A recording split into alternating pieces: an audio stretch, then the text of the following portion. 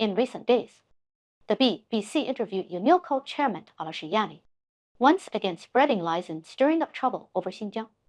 In response, Tadashi stated, "We do not use Xinjiang cotton." This statement has stirred up a storm in Chinese public discourse. Many have said, "You have the right not to use it, and I have the right not to buy your products." In the face of such ungrateful behavior, this reaction is completely reasonable. But as always, there are also those who argue. UNILCO has many factories and stores in China, and countless workers depend on it for their livelihoods. A hasty boycott would hurt both sides.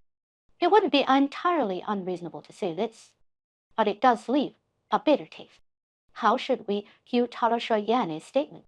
Although Tadashi has consistently avoided making political statements, in his trap-setting interviews with Western media over the years, the fact remains that he was willing to say to the BBC's face, "We do not use Xinjiang cotton," demonstrating his loyalty to the West's smear campaign against Xinjiang.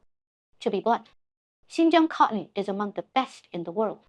Its cost is high, and its price is premium.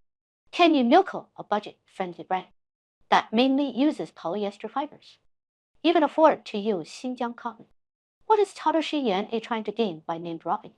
Those defending UNILCO and Tadashi must have their priority deeply misplaced. Lies about Xinjiang cotton have persisted for years. And who is the real culprit? The BBC, through Tadashi has gotten exactly the message it wanted, without a doubt. The main culprits are the BBC and the Western political forces it represents, which harbor deep hostility toward China.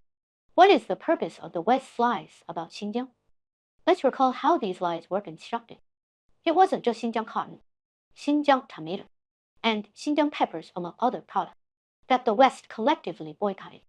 The scale of this boycott was nearly identical to the West's comprehensive sanctions against Russia. By fabricating stories from thin air, the West manufactured a narrative of human rights and morality to smear China, targeting its economy by attacking key industries. By focusing on Xinjiang, their goal is to undermine Xinjiang prosperity and stability and incite ethnic, religious, and regional conflicts within China and cultural divisions. The West's focus on Xinjiang cotton has ulterior motives beyond what they claim. Their real aim is to disrupt China's strategic stability. That is their true malicious intent.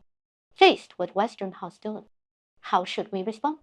Over the years, whenever situations like UNILCO's arise, where foreign brands declare they won't use Xinjiang cotton, China's public discourse erupts into a wave of arguments, with people holding different views clashing, and some consumers initiating boycott. But this is not a long-term solution, nor does it address the root of the problem. My suggestion is that the China Cotton Association or similar industry organizations take the lead in establishing a China cotton or Xinjiang cotton certification label. Over time, textile products in the market will fall into two categories: those with the China cotton or Xinjiang cotton certification, and those without it. By then, Chinese consumers will naturally know what choice to make. If foreign brands refuse to use Xinjiang cotton, we can refuse to buy their products. It's a fair exchange. At that point, people like Tadashi won't need to pledge their loyalty through Western media or curry favor anymore.